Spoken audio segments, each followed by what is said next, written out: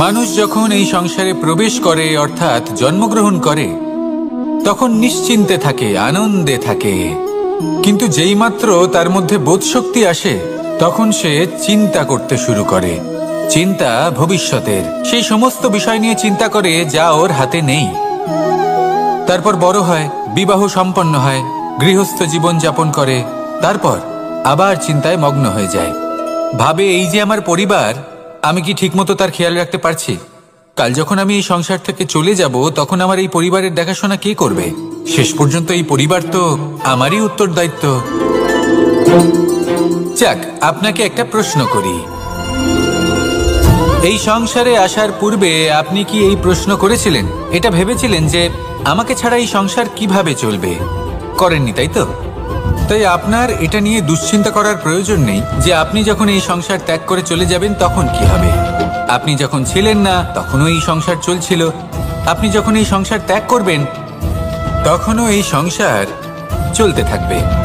যদি কোনো বিষয়ের প্রভাব থাকে তা হলো আপনার আজকের তথা বর্তমানের কর্ম, অর্থাৎ আজ আপনি কি করছেন, কার জন্য মঙ্গল করছেন, কাকে প্রেরণা দিচ্ছেন, কাকে সাহায্য করছেন, কোন উদাহরণ প্রস্তুত করছেন। আপনি এই সংসারে যে ছবি অঙ্কন করবেন সংসার সেটাই মনে রাখবে।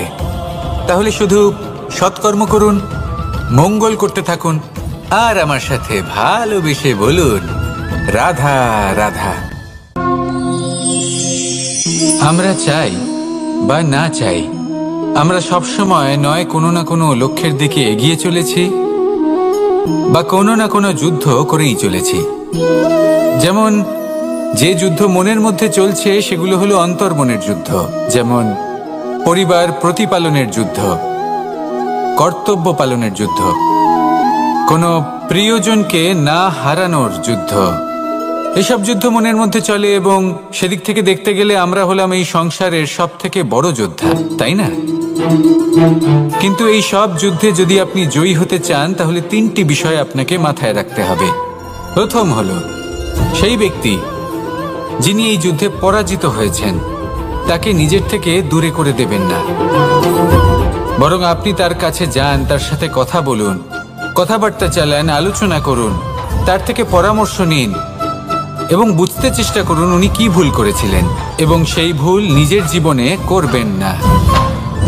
দ্বিতীয়, সেই ব্যক্তি হয়ে চলেছেন, আসুন আমার সাথে ভালোবেসে বলুন রাধা রাধা। জীবনে তিনটি বিষয় আছে, তিনটি বস্তু আছে, তারা যেন আপনাকে কখনো বশে না করে নিতে পারে। প্রথম হলো ধন। ধন যতক্ষণ আপনি ব্যবহার করতে থাকেন, যতক্ষণ তা আপনার কাজে আসছে ততক্ষণ ঠিক আছে, এই ধন আপনার কাছে অমৃত। কিন্তু যখন এই ধন আপনাকে ব্যবহার করতে শুরু করে বুঝে যাবেন যে আপনার পতনের সময় শুরু হয়েছে। দ্বিতীয় বিষয়, ফেলে আসা অতীত। যাই করুন আপনি অতীত পাল্টাতে পারবেন না, আর এই সত্যিটা আপনিও জানেন, কিন্তু তাও এর বশবর্তী আমরা হয়ে পড়ি। আর যখন তাই হয় তখন এই সংসারে আমরা যেখানেই যাই না কেন, যত বড়ই সুখ লাভ করি না কেন, সেই সব আমাদের কাছে তিক্ত বলে মনে হয়। তৃতীয় বিষয়, আপনার আশেপাশের মানুষ ভিন্ন ভিন্ন ধরনের মানুষ হয়, যাদের চিন্তা ভাবনা এবং দৃষ্টিভঙ্গি ভিন্ন ভিন্ন প্রকারের। যদি এদের বশবর্তী আপনি হয়ে পড়েন তাহলে কেউ বলবে এটা করো, এটা ভালো, কেউ বলবে এটা করো না, ওটা করো, ওটা ভালো কাজ, কেউ বলবে এই দুটোই করো না, অন্য কিছু করো। এই কথাগুলিতে আপনি এতটাই জড়িয়ে পড়বেন যে আপনি লক্ষ্যভ্রষ্ট হয়ে পড়বেন। তাই এই তিন বিষয় থেকে সাবধানে থাকবেন। যদি কোনো কিছু বশ করতে হয় তাহলে আপনাকে বশ করতে হবে আপনার আজকে, নিজের বর্তমানকে। এটা খুব প্রয়োজনীয়। এটা ভাববেন যে এই সময়ের সদ্ব্যবহার আমি কিভাবে করব, সময়কে শাসন কিভাবে করব, ওই কর্ম কিভাবে করব যাতে ভবিষ্যতে কখনো আমার আফসোস না হয়, বরং এই সংসার আমাকে নিয়ে গর্ব করবে, সেই কর্ম করুন। আর যখন আপনি এটা শিখে নেবেন তখন আপনি নিজেই নিজেকে প্রকৃত অর্থে ভাগ্যশালী করে তুলবেন। আসুন আমার সাথে ভালোবেসে বলুন রাধা রাধা। মানুষের জীবন হলো তার যাত্রা এবং প্রত্যেকের জীবনযাত্রার লক্ষ্য হলো আলাদা। এবার মনের মধ্যে এই প্রশ্ন জাগতেই পারে যে এই জীবনের লক্ষ্যটা গুরুত্বপূর্ণ নাকি যাত্রাটা। এবং এই ভাবনায় আমরা কোথাও না কোথাও সব থেকে গুরুত্বপূর্ণ বিষয়ে ভুলে যাই যে সব থেকে গুরুত্বপূর্ণ ব্যক্তিত্ব হলো আমাদের সাথী, আমাদের সহযাত্রী, যার সাথে আমরা এই যাত্রাপথ সুনিশ্চিত করি। এটা খুব গুরুত্বপূর্ণ। আপনি নিজেই দেখুন, মেঘ থেকে বৃষ্টি ঝরে পড়ে। তার লক্ষ্য হলো ধরিত্রী, তার যাত্রাপথ হলো সেই বায়ুমণ্ডল। কিন্তু ও কোন সাথী নির্বাচন করছে তার উপর কত কিছু নির্ভর করে। যদি সাথী হিসেবে ঝিনুককে খুঁজে পায় আর ওই ঝিনুকের ওপরে গিয়ে পড়ে, তাহলে মুক্তয়ে পরিণত হয়। তখন লক্ষ্য কি হয়ে থাকে? ঈশ্বরের আভূষণ। সেখানেই যদি এই জলের ফোঁটা কোনো সাপের সঙ্গ পায়, কোনো সাপের মুখে গিয়ে পড়ে, তাহলে তা পরিণত হয় বিষে। আর তখন লক্ষ্য কি হয়? কারোর প্রাণ হরণ করা। এই উদাহরণ স্থির করে যে আমাদের জীবনে সাথীর নির্বাচন হলো অত্যন্ত আবশ্যক এবং অত্যন্ত গুরুত্বপূর্ণ বিষয়। কারণ সাথীর প্রভাব শুধু যে আপনার পথে পড়বে তা নয়, আপনার লক্ষ্যের উপরও পড়বে। কখনো কখনো কেউ আপনার লক্ষ্য বদলে দেবে, কখনো উচিতভাবে, কখনো অনুচিতভাবে। সেটা আপনার নির্বাচনের উপর নির্ভর করছে। তাহলে একজন শ্রেষ্ঠ সাথী নির্বাচন করুন আর আমার সাথে ভালোবেসে বলুন, রাধা রাধা। মানুষ বর্তমানে নিজের জীবন অতিবাহিত করেন, কিন্তু তার জীবনে অতীতকাল এবং ভবিষ্যৎকাল এই দুটোরই সমান গুরুত্ব রয়েছে। অতীতকাল অতিবাহিত হয়ে গেছে এবং সেটা জীবিত থাকে আমাদের স্মৃতি হিসেবে, এবং ভবিষ্যৎ হলো সেটাই যেটা আমরা শুধুমাত্র কল্পনাই করতে পারি। এবার অতীতের কিছু স্মৃতি এমন থাকে যা আমাদের কাছে আনন্দময় হয় না, তা কটু হয়, দুঃখজনক হয়, যন্ত্রণাদায়ক হয়। আমরা যা কিছুই করি তা বদলে ফেলতে পারবো না, কিন্তু ভবিষ্যৎকাল সেটা আমরা রচনা অবশ্যই করতে পারি, যদি আজ আমরা শ্রেষ্ঠ কর্ম করি। যদি আজকের এই দিনটা আমরা আনন্দের সাথে অতিবাহিত করি, সুখের সাথে অতিবাহিত করি, এক একটা মুহূর্ত আমরা আনন্দ এবং ভালোবাসার সাথে অতিবাহিত করি, আপনার আজকের এই কর্ম আপনার ভবিষ্যৎ নির্ধারণ করবে। আজ আপনি যেভাবে জীবন কাটাবেন তা ভবিষ্যতে গিয়ে অতীতকালে পরিণত হবে। আর তখন আপনি এমন স্মৃতি খুঁজে পাবেন যেখানে আপনি প্রত্যেকটি মুহূর্ত প্রেম এবং আনন্দের সাথে অতিবাহিত করেছেন, এবং সেই স্মৃতি মধুর হবে। তাহলে আজ শ্রেষ্ঠ এবং উচিত কর্ম করুন। আপনি নিশ্চিত রূপে একটি উজ্জ্বল, শুদ্ধ, পবিত্র এবং আনন্দময় ভবিষ্যৎ লাভ করবেন। আসুন আমার সাথে ভালোবেসে বলুন, রাধা রাধা। প্রত্যেক মানুষ নিজের জীবনে হীরক তথা হিরে এবং দর্পণ এই দুই দেখেছেন। এই দুই হলো সাদা এবং এরা দুজনেই আলোর প্রতিফলন ঘটায় এবং এরা দুজনেই উজ্জ্বল হয়ে ওঠে। আপনি হয়তো মনে মনে ভাবছেন যে এটা কি ধরনের তুলনা করছি। একটা হিরে তো রত্ন, তার মূল্য দর্পণের থেকে অনেক গুণ বেশি। কিন্তু হিরে থাকাতে দর্পণের মূল্য কিন্তু কোনো অংশে কমে যায় না, তাই না? মানুষ যখন হিরে নিজের হাতে নেয় তখন সবার আগে কি খোঁজে? দর্পণ, যাতে তার মধ্যে দিয়ে দেখে সে বুঝতে পারে যে সেই হিরে আদৌ তার শোভাবর্ধন করছে কিনা, তাকে ভালো দেখাচ্ছে কিনা, প্রসাধনের জন্য সেটা ব্যবহার করা ঠিক হবে কিনা। অর্থাৎ হীরের উপস্থিতিতে দর্পণের গুরুত্ব কম হলো না, দর্পণের কারণে হীরের মূল্য বোঝা গেল। আমাদের জীবনেও ঠিক এরকমই ঘটে। আপনারা যদি সংসারে নিজের আশেপাশে দেখেন, এমন অনেক মানুষ দেখতে পাবেন যারা নিজেদের ক্ষেত্রে মহান স্থানে পৌঁছেছেন, নিপুণ এবং শ্রেষ্ঠ হয়েছেন। আর তাদের মধ্যে আপনার নিজের মনে হয় যেন আপনি হলেন দর্পণ। নিজেকে ছোট মনে করবেন না। আপনার মূল্য কম হচ্ছে না, আপনার নিজস্ব মূল্য আছে। আর যদি আপনার অস্তিত্ব না থাকে তাহলে ওনাদের অস্তিত্বের মূল্য সংসার বুঝতেই পারবে না। জীবনে সবসময় চেষ্টা করবেন যাতে আপনি আরো বেশি শ্রেষ্ঠ হয়ে উঠতে পারেন। আপনি নিজে যে স্থানে আছেন সেটাকে ছোট মনে করবেন না, তারও নিজস্ব একটা মূল্য আছে। যদি আপনি হিরে হয়ে থাকেন তাহলে অহংকার করবেন না। যদি আপনি দর্পণ হয়ে থাকেন তাহলে নিজেকে ছোট মনে করবেন না। আসুন আর আমার সাথে ভালোবেসে বলুন, রাধা রাধা। পাপ এবং পুণ্য, এই দুই হলো সংসারের এমন দুই বিন্দু যাকে কেন্দ্র করে এই সংসারের চক্র ঘুরতে থাকে। আমরা যদি কোনো কর্ম বিচার করি, হয় পুণ্য নয় পাপের দৃষ্টিভঙ্গি দিয়ে, এটা হয় পুণ্য না হলে পাপ। কিন্তু এই পাপ এবং পুণ্য এই দুই নির্ভর করে প্রত্যেক মানুষের ওপর, তার চিন্তাধারা, তার পরিস্থিতির ওপর। ধরুন এমন একজন মানুষ যিনি অনেক দিন ধরে বনে পথ হারিয়েছেন, অনেক দিন হয়তো উনি কোনো খাবার খাননি। এবার এমন পরিস্থিতি চলে এসছে যে এবার যদি উনি খাবার না খান তাহলে হয়তো জীবিতই থাকবেন না।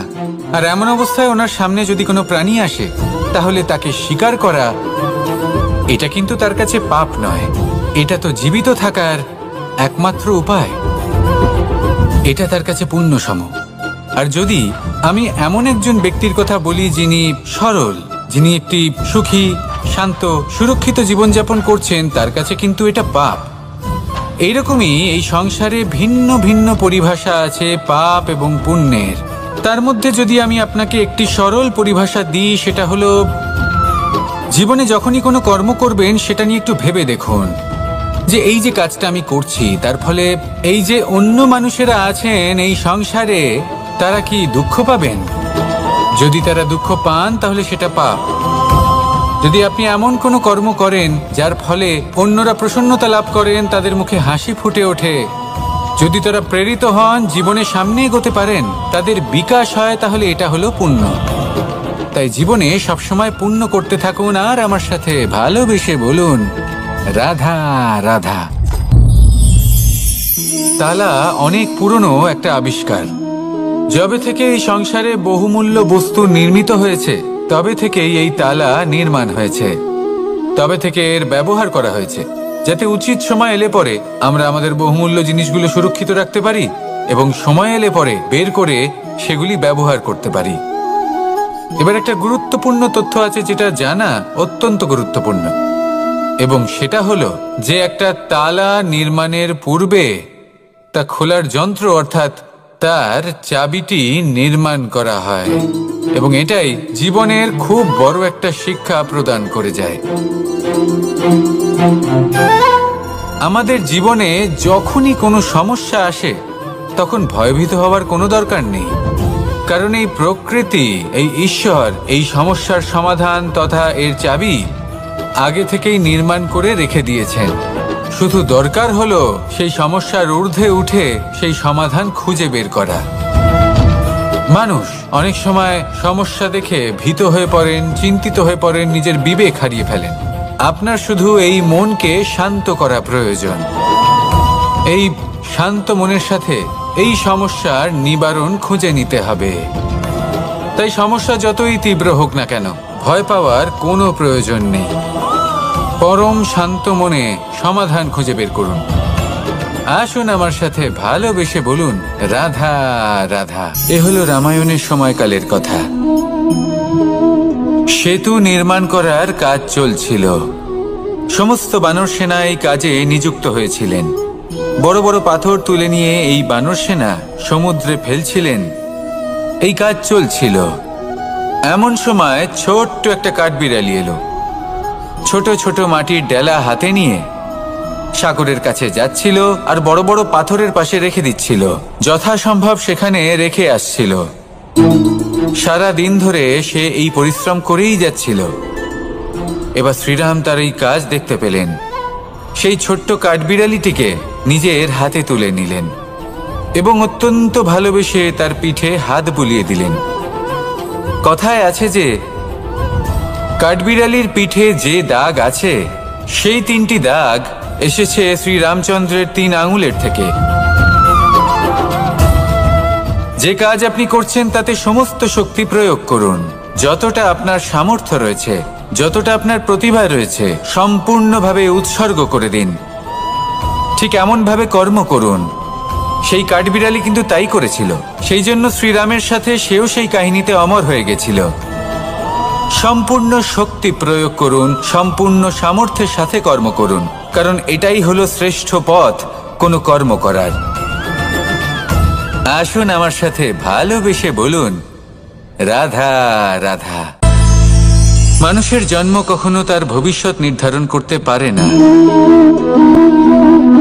হ্যাঁ, ওর জীবনযাত্রা অবশ্যই সুখময় হতে পারে, নির্ভর করে যে ও কোন পরিবারে জন্ম নিচ্ছে, তার পরিবার পরিজন কে হন, তার মাতা পিতা কে হন, তাকে কেমন শিক্ষা দেওয়া হয়েছে, কেমন ভাবে পালন করা হচ্ছে।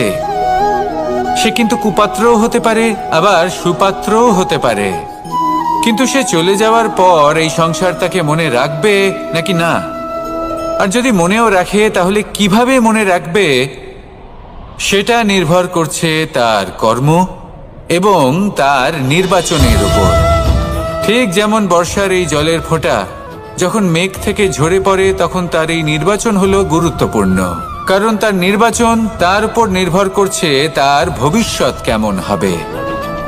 ঝিনুকের মুখে পড়লে মুক্ত হয়ে ওঠে, সাপের মুখে পড়লে বিষ, আর যদি কোনো পাতায় পড়ে তাহলে শিশিরে পরিণত হয়। তাহলে কর্ম এবং নির্বাচন দুটি জীবনে গুরুত্বপূর্ণ। এদের বিষয় বিশেষ যত্ন নেবেন এবং আমার সাথে ভালোবেসে বলবেন, রাধা রাধা। কখনো কখনো আমাদের জীবনে দুঃখ আসে এবং তার কারণ হলো সন্দেহ। মানুষ আমাদের উপর সন্দেহ করে, আমাদের কর্ম নিয়ে, আমাদের মানসিকতা নিয়ে, আমাদের কথা নিয়ে, আমাদের চরিত্র নিয়ে। কখনো কখনো আমরা শুভ উদ্দেশ্য নিয়ে কারোর মঙ্গল কামনা করি, তার জন্য কোনো ভালো কর্ম করি, এবং সেই ব্যক্তি আমাদের বন্ধুত্ব নিয়েই, আমাদের সম্পর্ক নিয়ে, আমাদের সততা নিয়ে প্রশ্ন করতে থাকে, আমাদের সন্দেহ করে। তখন আমাদের দুঃখ হয়, কিন্তু এটা হওয়া উচিত নয়। কারণ যখনই কোনো ব্যক্তি আপনাকে সন্দেহ করছে, তাতে আপনারই মূল্য বৃদ্ধি পাচ্ছে। এবার আপনি বলবেন, এ কি করে সম্ভব হতে পারে? একটা কথা বলুন, আপনি কখনো শুনেছেন যে কয়লার শুদ্ধতার পরিমাপ করা হচ্ছে? শোনেননি, কারণ এমনটা কখনো হয়ই না।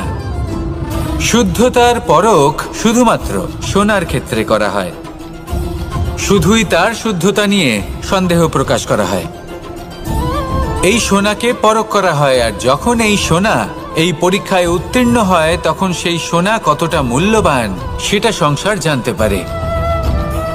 সেই রকমই এই সংসার আপনাকেও পরখ করবে। যখন আপনি এই পরীক্ষায় উত্তীর্ণ হবেন, তখন আপনার মূল্য কতটা অধিক সেটা এই সংসারও জানতে পারবে। সেই জন্য যখনই কেউ আপনার উপর সন্দেহ করবে, দুঃখ পাবেন না। শুধু এই কথাটার খেয়াল রাখবেন, আপনি কি উচিত পথে চলেছেন, উচিত কর্ম করছেন।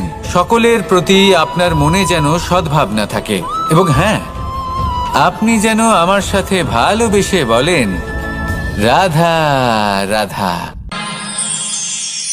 আমরা সবাই সূর্যকে সম্মান করি, ওনাকে শ্রদ্ধা করি, ওনাকে পুজো করি।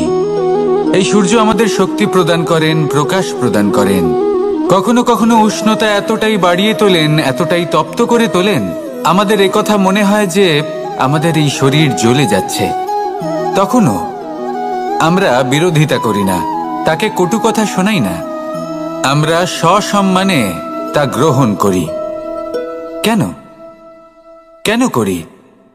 কারণ আমরা জানি যে সন্ধেবেলা যখন সূর্যাস্ত হবে, তখন শুধুমাত্র অন্ধকার বাকি থাকবে।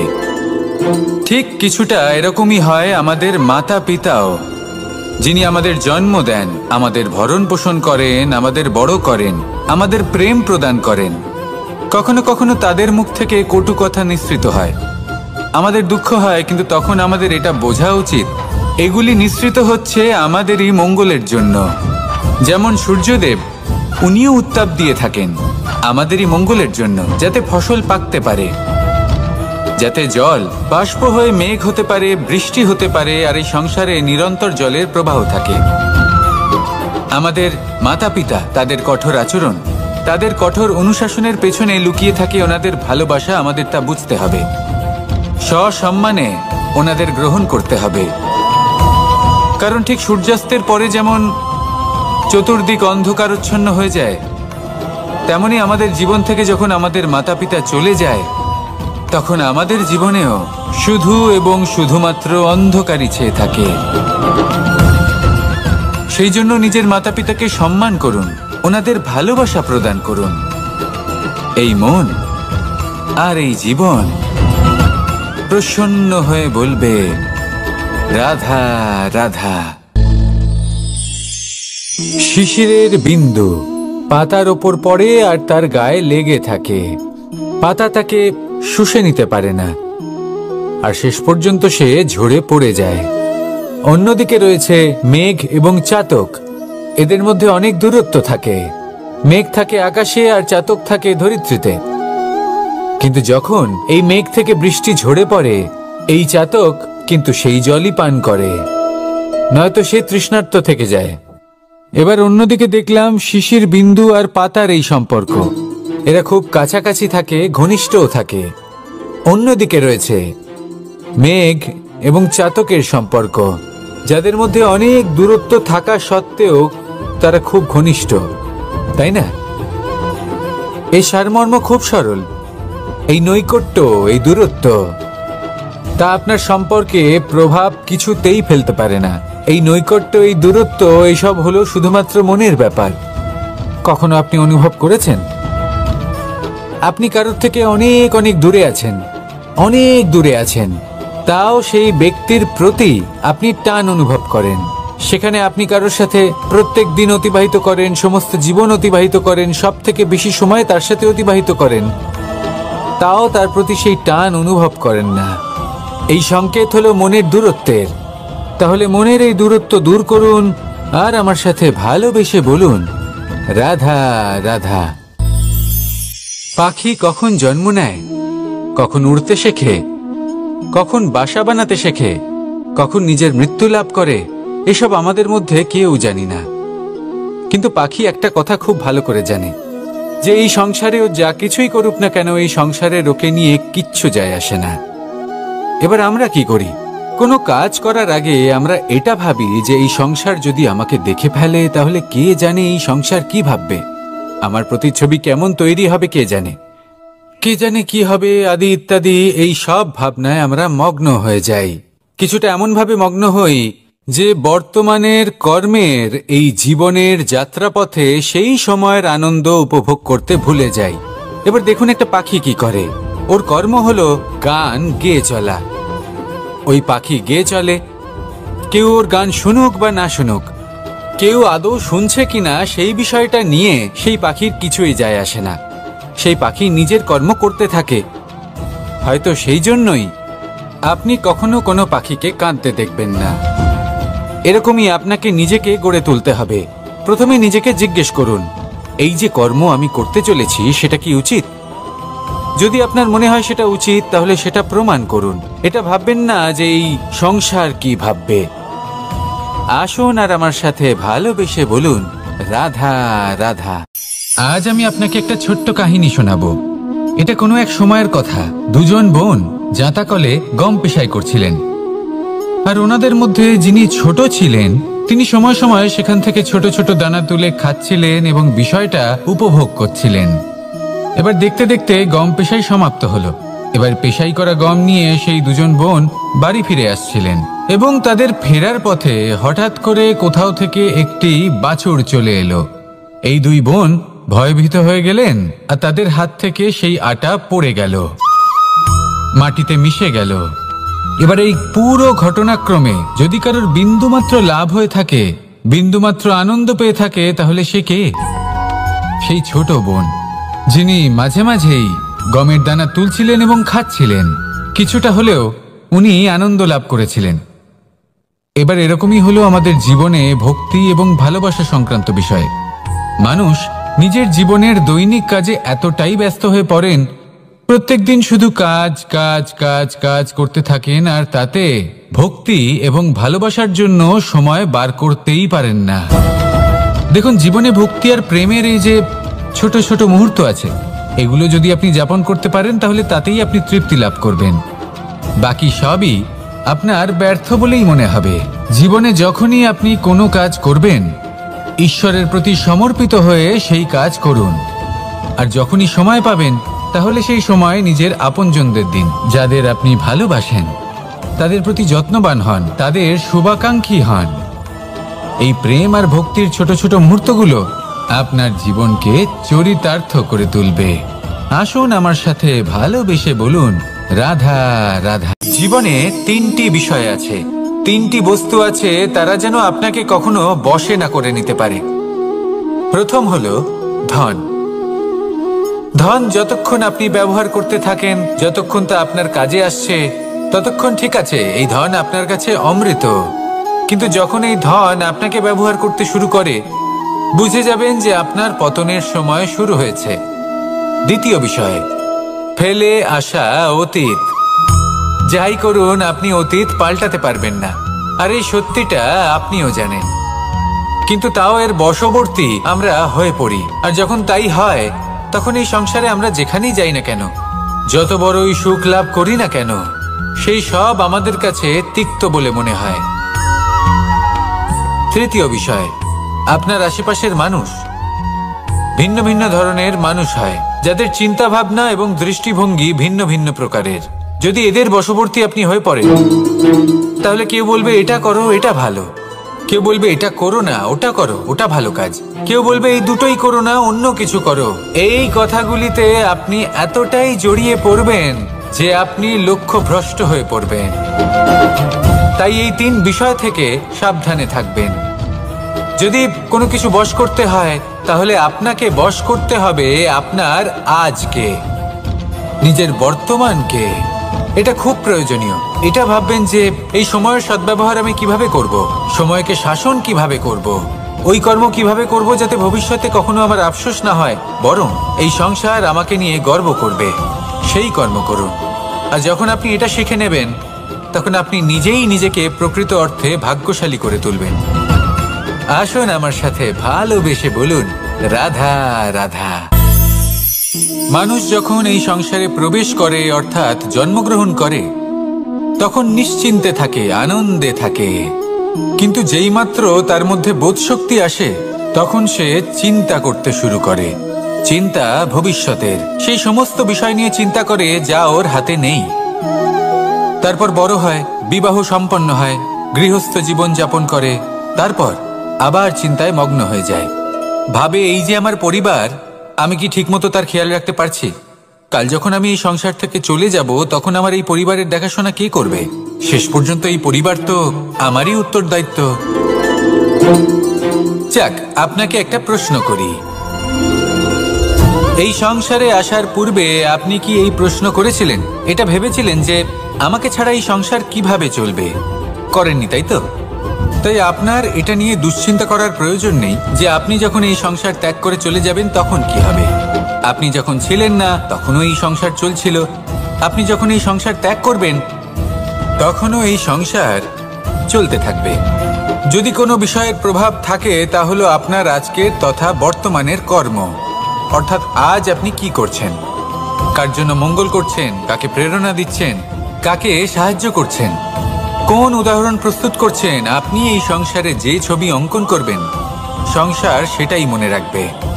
তাহলে শুধু সৎকর্ম করুন, মঙ্গল করতে থাকুন, আর আমার সাথে ভালোবেসে বলুন, রাধা রাধা। আমরা চাই বা না চাই, আমরা সবসময় নয় কোনো না কোনো লক্ষ্যের দিকে এগিয়ে চলেছি, বা কোনো না কোনো যুদ্ধ করেই চলেছি। যেমন যে যুদ্ধ মনের মধ্যে চলছে, সেগুলো হলো অন্তর্মনের যুদ্ধ। যেমন পরিবার প্রতিপালনের যুদ্ধ, কর্তব্য পালনের যুদ্ধ, কোনো প্রিয়জনকে না হারানোর যুদ্ধ। এসব যুদ্ধ মনের মধ্যে চলে, এবং সেদিক থেকে দেখতে গেলে আমরা হলাম এই সংসারের সব থেকে বড় যোদ্ধা, তাই না? কিন্তু এই সব যুদ্ধে যদি আপনি জয়ী হতে চান, তাহলে তিনটি বিষয় আপনাকে মাথায় রাখতে হবে। প্রথম হলো, সেই ব্যক্তি যিনি এই যুদ্ধে পরাজিত হয়েছেন, তাকে নিজের থেকে দূরে করে দেবেন না, বরং আপনি তার কাছে যান, তার সাথে কথা বলুন, কথাবার্তা চালান, আলোচনা করুন, তার থেকে পরামর্শ নিন এবং বুঝতে চেষ্টা করুন উনি কি ভুল করেছিলেন, এবং সেই ভুল নিজের জীবনে করবেন না। দ্বিতীয়, সেই ব্যক্তি হয়ে চলেছেন। আসুন আমার সাথে ভালোবেসে বলুন, রাধা রাধা। মানুষের জীবন হলো তার যাত্রা, এবং প্রত্যেকের জীবনযাত্রার লক্ষ্য হলো আলাদা। এবার মনের মধ্যে এই প্রশ্ন জাগতেই পারে যে এই জীবনের লক্ষ্যটা গুরুত্বপূর্ণ নাকি যাত্রাটা। এবং এই ভাবনায় আমরা কোথাও না কোথাও সব থেকে গুরুত্বপূর্ণ বিষয়ে ভুলে যাই যে সব থেকে গুরুত্বপূর্ণ ব্যক্তিত্ব হলো আমাদের সাথী, আমাদের সহযাত্রী, যার সাথে আমরা এই যাত্রাপথ সুনিশ্চিত করি। এটা খুব গুরুত্বপূর্ণ। আপনি নিজেই দেখুন, মেঘ থেকে বৃষ্টি ঝরে পড়ে। তার লক্ষ্য হলো ধরিত্রী, তার যাত্রাপথ হলো সেই বায়ুমণ্ডল। কিন্তু ও কোন সাথী নির্বাচন করছে তার উপর কত কিছু নির্ভর করে। যদি সাথী হিসেবে ঝিনুককে খুঁজে পায় আর ওই ঝিনুকের ওপরে গিয়ে পড়ে, তাহলে মুক্তয়ে পরিণত হয়। তখন লক্ষ্য কি হয়ে থাকে? ঈশ্বরের আভূষণ। সেখানেই যদি এই জলের ফোঁটা কোনো সাপের সঙ্গ পায়, কোনো সাপের মুখে গিয়ে পড়ে, তাহলে তা পরিণত হয় বিষে। আর তখন লক্ষ্য কি হয়? কারোর প্রাণ হরণ করা। এই উদাহরণ স্থির করে যে আমাদের জীবনে সাথীর নির্বাচন হলো অত্যন্ত আবশ্যক এবং অত্যন্ত গুরুত্বপূর্ণ বিষয়। কারণ সাথীর প্রভাব শুধু যে আপনার পথে পড়বে তা নয়, আপনার লক্ষ্যের ওপরও পড়বে। কখনো কখনো কেউ আপনার লক্ষ্য বদলে দেবে, কখনো উচিতভাবে, কখনো অনুচিতভাবে। সেটা আপনার নির্বাচনের উপর নির্ভর করছে। তাহলে একজন শ্রেষ্ঠ সাথী নির্বাচন করুন আর আমার সাথে ভালোবেসে বলুন, রাধা রাধা। মানুষ বর্তমানে নিজের জীবন অতিবাহিত করেন, কিন্তু তার জীবনে অতীতকাল এবং ভবিষ্যৎকাল এই দুটোরই সমান গুরুত্ব রয়েছে। অতীতকাল অতিবাহিত হয়ে গেছে এবং সেটা জীবিত থাকে আমাদের স্মৃতি হিসেবে, এবং ভবিষ্যৎ হলো সেটাই যেটা আমরা শুধুমাত্র কল্পনাই করতে পারি। এবার অতীতের কিছু স্মৃতি এমন থাকে যা আমাদের কাছে আনন্দময় হয় না, তা কটু হয়, দুঃখজনক হয়, যন্ত্রণাদায়ক হয়। আমরা যা কিছুই করি তা বদলে ফেলতে পারবো না, কিন্তু ভবিষ্যৎকাল সেটা আমরা রচনা অবশ্যই করতে পারি, যদি আজ আমরা শ্রেষ্ঠ কর্ম করি। যদি আজকের এই দিনটা আমরা আনন্দের সাথে অতিবাহিত করি, সুখের সাথে অতিবাহিত করি, এক একটা মুহূর্ত আমরা আনন্দ এবং ভালোবাসার সাথে অতিবাহিত করি, আপনার আজকের এই কর্ম আপনার ভবিষ্যৎ নির্ধারণ করবে। আজ আপনি যেভাবে জীবন কাটাবেন তা ভবিষ্যতে গিয়ে অতীতকালে পরিণত হবে। আর তখন আপনি এমন স্মৃতি খুঁজে পাবেন যেখানে আপনি প্রত্যেকটি মুহূর্ত প্রেম এবং আনন্দের সাথে অতিবাহিত করেছেন, এবং সেই স্মৃতি মধুর হবে। তাহলে আজ শ্রেষ্ঠ এবং উচিত কর্ম করুন। আপনি নিশ্চিত রূপে একটি উজ্জ্বল, শুদ্ধ, পবিত্র এবং আনন্দময় ভবিষ্যৎ লাভ করবেন। আসুন আমার সাথে ভালোবেসে বলুন, রাধা রাধা। প্রত্যেক মানুষ নিজের জীবনে হীরক তথা হিরে এবং দর্পণ এই দুই দেখেছেন। এই দুই হলো সাদা, এবং এরা দুজনেই আলোর প্রতিফলন ঘটায় এবং এরা দুজনেই উজ্জ্বল হয়ে ওঠে। আপনি হয়তো মনে মনে ভাবছেন যে এটা কি ধরনের তুলনা করছি। একটা হিরে তো রত্ন, তার মূল্য দর্পণের থেকে অনেক গুণ বেশি। কিন্তু হিরে থাকাতে দর্পণের মূল্য কিন্তু কোনো অংশে কমে যায় না, তাই না? মানুষ যখন হিরে নিজের হাতে নেয় তখন সবার আগে কি খোঁজে? দর্পণ, যাতে তার মধ্যে দিয়ে দেখে সে বুঝতে পারে যে সেই হিরে আদৌ তার শোভাবর্ধন করছে কিনা, তাকে ভালো দেখাচ্ছে কিনা, প্রসাধনের জন্য সেটা ব্যবহার করা ঠিক হবে কিনা। অর্থাৎ হীরের উপস্থিতিতে দর্পণের গুরুত্ব কম হলো না, দর্পণের কারণে হীরের মূল্য বোঝা গেল। আমাদের জীবনেও ঠিক এরকমই ঘটে। আপনারা যদি সংসারে নিজের আশেপাশে দেখেন, এমন অনেক মানুষ দেখতে পাবেন যারা নিজেদের ক্ষেত্রে মহান স্থানে পৌঁছেছেন, নিপুণ এবং শ্রেষ্ঠ হয়েছেন। আর তাদের মধ্যে আপনার নিজের মনে হয় যেন আপনি হলেন দর্পণ। নিজেকে ছোট মনে করবেন না। আপনার মূল্য কম হচ্ছে না, আপনার নিজস্ব মূল্য আছে। আর যদি আপনার অস্তিত্ব না থাকে তাহলে ওনাদের অস্তিত্বের মূল্য সংসার বুঝতেই পারবে না। জীবনে সবসময় চেষ্টা করবেন যাতে আপনি আরো বেশি শ্রেষ্ঠ হয়ে উঠতে পারেন। আপনি নিজে যে স্থানে আছেন সেটাকে ছোট মনে করবেন না, তারও নিজস্ব একটা মূল্য আছে। যদি আপনি হিরে হয়ে থাকেন তাহলে অহংকার করবেন না, যদি আপনি দর্পণ হয়ে থাকেন তাহলে নিজেকে ছোট মনে করবেন না। আসুন আর আমার সাথে ভালোবেসে বলুন, রাধা রাধা। পাপ এবং পুণ্য, এই দুই হলো সংসারের এমন দুই বিন্দু যাকে কেন্দ্র করে এই সংসারের চক্র ঘুরতে থাকে। আমরা যদি কোনো কর্ম বিচার করি, হয় পুণ্য নয় পাপের দৃষ্টিভঙ্গি দিয়ে, এটা হয় পুণ্য না হলে পাপ। কিন্তু এই পাপ এবং পুণ্য এই দুই নির্ভর করে প্রত্যেক মানুষের ওপর, তার চিন্তাধারা, তার পরিস্থিতির ওপর। ধরুন এমন একজন মানুষ যিনি অনেক দিন ধরে বনে পথ হারিয়েছেন, অনেক দিন হয়তো উনি কোনো খাবার খাননি। এবার এমন পরিস্থিতি চলে এসছে যে এবার যদি উনি খাবার না খান তাহলে হয়তো জীবিতই থাকবেন না। আর এমন অবস্থায় ওনার সামনে যদি কোনো প্রাণী আসে তাহলে তাকে শিকার করা, এটা কিন্তু তার কাছে পাপ নয়, এটা তো জীবিত থাকার একমাত্র উপায়। এটা তার কাছে পুণ্য সম। আর যদি আমি এমন একজন ব্যক্তির কথা বলি যিনি সরল, যিনি একটি সুখী, শান্ত, সুরক্ষিত জীবনযাপন করছেন, তার কাছে কিন্তু এটা পাপ। এইরকমই এই সংসারে ভিন্ন ভিন্ন পরিভাষা আছে পাপ এবং পুণ্যের। তার মধ্যে যদি আমি আপনাকে একটি সরল পরিভাষা দিই, সেটা হলো, জীবনে যখনই কোনো কর্ম করবেন সেটা নিয়ে একটু ভেবে দেখুন যে এই যে কাজটা আমি করছি তার ফলে এই যে অন্য মানুষেরা আছেন এই সংসারে, তারা কি দুঃখ পাবেন? যদি তারা দুঃখ পান তাহলে সেটা পাপ।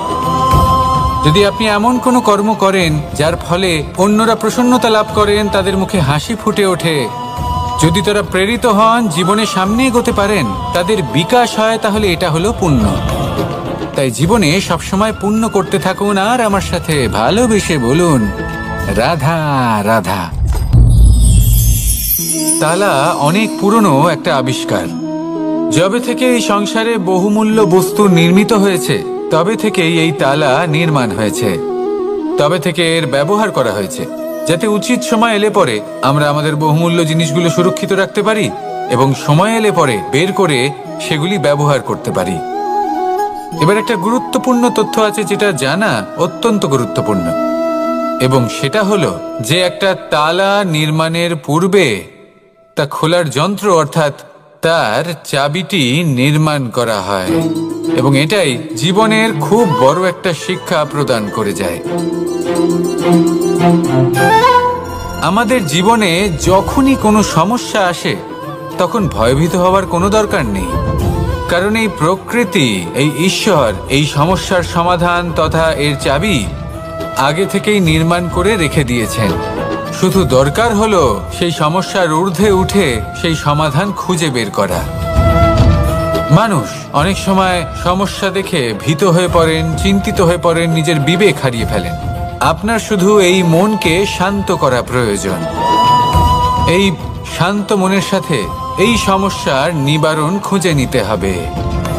তাই সমস্যা যতই তীব্র হোক না কেন, ভয় পাওয়ার কোনো প্রয়োজন নেই। পরম শান্ত মনে সমাধান খুঁজে বের করুন। আসুন আমার সাথে ভালোবেসে বলুন, রাধা রাধা।